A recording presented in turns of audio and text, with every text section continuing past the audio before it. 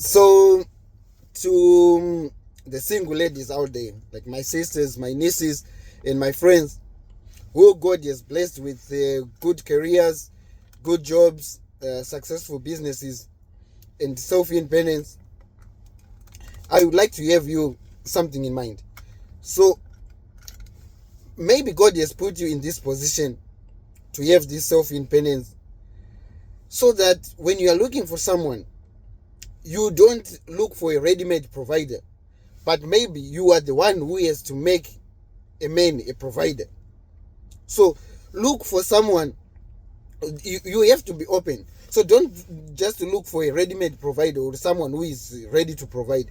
But God has given you this freedom or this independence, so that you can have time to make your decisions, and you can also have freedom to look for someone who you can make a provider.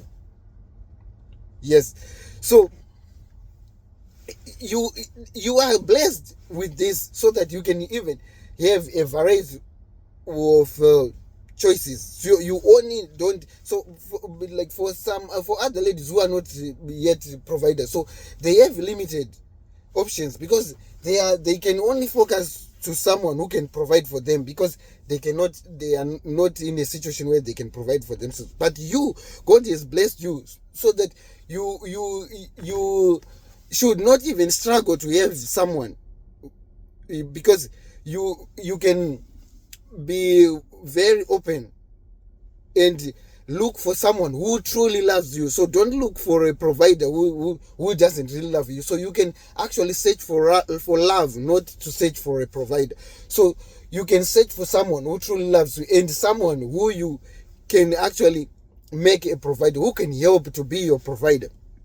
So just remember that also God has made you, like it's saying, like, women are helpers. Like, so your duty is to help. So maybe your first assignment is actually to help someone. Like, maybe there's an Adam there who is wandering in the garden, who doesn't know where to start.